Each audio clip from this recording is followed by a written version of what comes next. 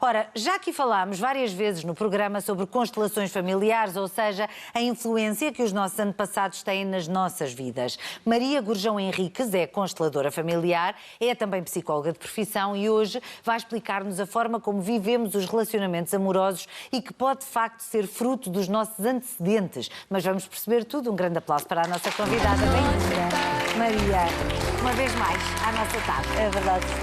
Olha, é sempre um gosto conversar contigo e também perceber muitas coisas que de facto acontecem nas nossas vidas, mas às quais às vezes não damos devida importância ou prestamos a devida atenção. Acho que tem mais a ver com isso. Esta questão dos relacionamentos amorosos, centrando-nos no tema do teu livro, sobre o qual vamos falar agora um bocadinho, nós não somos só aquilo com que nascemos, nós somos também aquilo com que viemos? Sim. Antes de mais, boa tarde a todos e um grande beijinho para ti. Obrigada. Então, nós somos efetivamente, nós temos a nossa memória genética, que recebemos dos nossos pais, e temos a memória epigenética, ou seja, as histórias, as dores, os silêncios, as vergonhas, as tristezas, os sonhos realizados, as vidas vividas, as vidas não vividas, as vidas interrompidas, ou seja, tudo o que existe dentro do clã familiar e que faz parte das histórias do passado, interferem diretamente na nossa vida. Todos nós sabemos o quanto somos parecidos com os nossos antepassados, avós. Aliás, aqui vimos agora mesmo uma constelação familiar. Exatamente, perfeita. E como nós somos parecidos com os nossos avós e bisavós e como acabamos por ter muitas vezes as mesmas vidas. Ou seja, imagina que há uma avó que trabalhou muito em casa, que tinha um dom para ser costureira, e que o marido não a deixou ser costureira porque dizia que a mulher dele não trabalhava. Que ele havia de sustentar a casa e dar tudo aquilo que esta família precisava. E ela vive com este sonho reprimido dentro dela. Vem uma filha, ela tem filhos, os filhos crescem, vêm netos ou filhos, e há uma mulher que nasce, portanto uma neta, por exemplo, que acaba por trabalhar muito, tira 2 cursos, um para ela, outro para a avó, acaba por estar ligada por lealdade inconsciente a este padrão que a avó trouxe, com a sensação de que ela tem que ir para o mundo cumprir algo que dentro dela não foi cumprido. O dentro dela é a avó que mora dentro dela. Então, a maior parte das nossas motivações muitas vezes nascem de destinos não realizados dos nossos antepassados. Ou seja, de avós que quiseram ter uma determinada vida, e nós sabemos que há muito poucas gerações atrás as vidas eram muito mais difíceis do que são hoje. E as restrições e os condicionamentos e as impossibilidades eram muito maiores do que são hoje. Das mulheres com os homens, dos homens com as mulheres. Havia a maior guerra de todos os tempos, é a guerra entre um homem e uma mulher, que é a guerra dos mundos internos. Porque nós temos dentro de nós, Tânia, o feminino e o masculino. Então, quando eu estou em guerra para fora de mim, por exemplo, com um homem, eu estou em guerra com o meu masculino interno. E quem é que me deu o masculino? O meu pai, o meu avô, o meu bisavô, aquilo que eu percepcionei e que eu vi da relação das mulheres com os homens dentro do meu clã e como é que eu absorvi esse tipo de relações. Então nós vamos absorver e beber totalmente aquilo que são as dinâmicas dos relacionamentos dos nossos pais e avós, que vão servir de modelo para nós, consciente e inconsciente, e as dinâmicas ocultas dos destinos dos nossos antepassados, que não tendo sido possível ser realizados, nós vimos com uma força e com um desejo e com uma vontade enorme de realizar por eles. Então, este exemplo que eu estou a dar, que é um exemplo real, pode ser de uma neta que tem 2 trabalhos, que tem 2 cursos, que tem tudo a dobrar, um para ela e outro para a avó. E ela diz assim, ela vem à consulta e diz assim: Maria, eu trabalhei a vida toda, nunca quis me relacionar com ninguém, e agora tenho 40 e tal anos, sinto um bocado de falta de ter um namorado, de ter um marido, de ter um companheiro.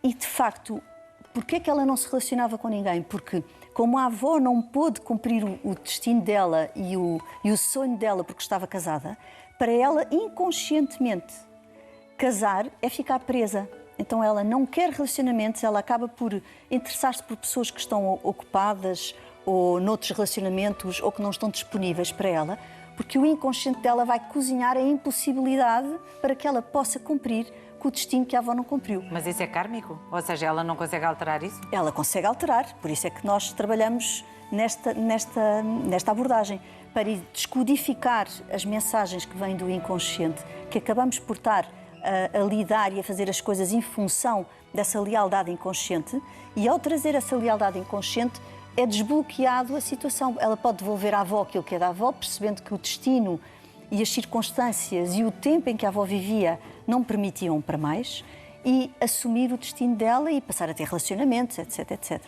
Mas quando falamos de constelações familiares, há muitas pessoas para as quais esta noção ainda é uma coisa muito vaga. Eu nunca fiz nenhuma constelação familiar, mas conheço quem tenha feito e que dizem muitas vezes mudou radicalmente a minha vida e a minha forma de gerir a minha vida e os problemas que tinha com outras pessoas e, portanto, sou sempre muito encantada com estas coisas, mas depois um bocadinho maricas e, portanto, acabo por não fazer. Mas estás convidada. Mas estou convidada, sim, por várias pessoas até, portanto, um dia talvez tenha coragem. Mas para que todas as pessoas percebam, quer dizer, nós estamos a falar de constelações, são grupos de estrelas, não é? Familiares são as nossas pessoas. Então, como é que isso se faz? Que jogo é esse? Eu sei que tem bonequinhos, é verdade? Ou não? Pode assim, não ter. também pode ser. Pode ser com bonequinhos se forem em consultas individuais, e pode ser com pessoas se forem consultas em grupo. As pessoas representam campos de energia. Imagina, quantas vezes é que tu tens um sentimento de que uma amiga tua não está bem, que lhe telefonas e que essa pessoa efetivamente naquele dia não está bem? Sim, certo, é verdade. Então como é que nós explicamos isso? Então nós captamos um campo, não é? Captamos um campo que tem a ver com a frequência de amor que nós temos com as pessoas. E esse campo acaba por ser materializado através dessas pessoas, onde nós vemos ao vivo e a cores esse inconsciente a materializar-se. Portanto, é uma oportunidade que nós temos de ver aquilo que nos vai dentro e que é muito difícil de nós vermos de outra forma, porque é difícil de aceder a um campo energético, a um campo do inconsciente. Nós somos uma espécie de um iceberg.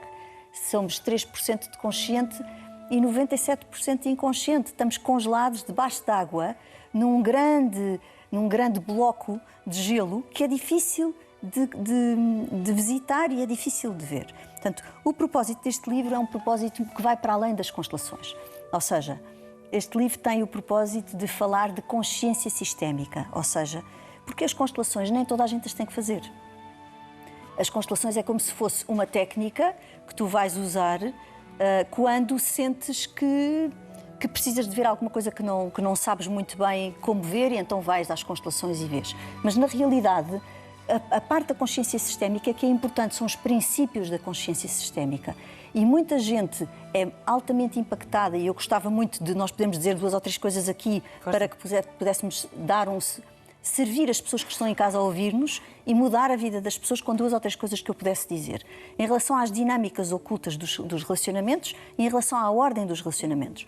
Quando tu olhas para a consciência sistémica, que é a base das constelações, portanto vai buscar muito mais, abarca muito mais informação do que as próprias constelações, que é uma técnica de ação, de atuação. E, portanto, eu preferia ficarmos na parte da consciência sistémica e nas ordens. Exemplo, pais e filhos, e hoje em dia nós temos na sociedade problemas graves a nível dos relacionamentos e problemas de toda a gente se relaciona, nem que seja consigo próprio, não é? E, portanto, temos também problemas graves no sentido que temos uma das maiores taxas de divórcio da Europa, e temos muitas famílias reconstituídas, portanto, reconstruídas, onde há os meus, há os teus, há os nossos, há a madrasta, há a boadrasta, enfim. E, portanto, há aqui 2 ou 3 coisas que este livro tem este propósito, que é servir de uma espécie de um grande manual de relacionamentos para que a pessoa possa, ao ler o livro, se posicionar e tomar decisões através dos exercícios que o livro dá e das coisas que o livro vai fazendo. É como se fosse um curso num livro. A pessoa compra o livro, está a comprar um curso porque está a ter a oportunidade de ver, de visitar o que é que se passa dentro dela. Então, quando tu tens um relacionamento e no relacionamento cada um está em primeiro lugar, o relacionamento é o segundo patamar. Imagina que estamos a subir umas escadas, é o número 2, é o segundo degrau. Porque antes do relacionamento nós temos que existir. E depois, no número 3, é o nascimento dos filhos, porque os filhos nascem depois dos pais se encontrarem e ter uma relação. E para os pais se encontrarem e ter uma relação, antes tiveram que existir eles próprios. Então nós temos, eu estou no primeiro lugar do relacionamento, eu e o outro estou no segundo lugar e os filhos estão em terceiro lugar. O que é que tu vês neste momento na sociedade? Uma inversão total da ordem. Os pais põem os filhos em primeiro lugar e em primeiro lugar da própria relação. ao alterares isto, tu crias um problema gravíssimo de ordem e de autoridade. Porque quando a criança sente que os pais fazem tudo por ela e que a relação dos pais não existe e que eles estão à frente da relação dos pais, várias coisas acontecem. Primeiro, esta criança está a receber um peso gigante. O peso da alegria e do sucesso da relação dos pais. Uma criança não pode ter esse peso em cima. Porque os pais, independentemente de terem dado à luz este filho, pode, a partir de um determinado momento, o amor deles ou a cumplicidade deles se desfazer e irem para outro lugar. E nem por isso nenhum destes pais deixa de amar profundamente os seus filhos. Neste caso, o casal tem que fazer morrer a relação conjugal para fazer nascer a relação parental.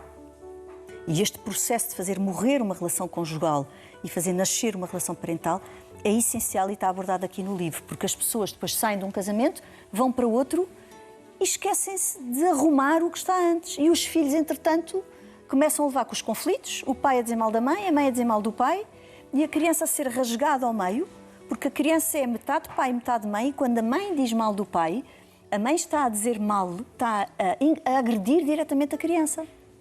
Então, vamos ter crianças a ficarem com o cérebro reptiliano de fuga ao ataque, ou seja, num estado de alerta, porque se sentem agredidos, e uma criança em estado de alerta vai para a escola e não consegue aprender, porque nós aprendemos com o cérebro límbico, não é com o cérebro reptiliano, não é?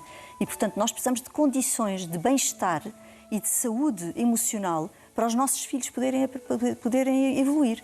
Então, por um lado, o relacionamento de 1 sou eu, 2 o casal, 3 os filhos.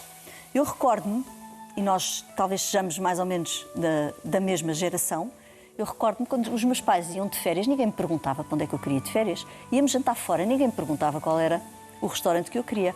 Hoje em dia eu observo os pais a fazerem as coisas em função... É quase que são os filhos que mandam naquela casa.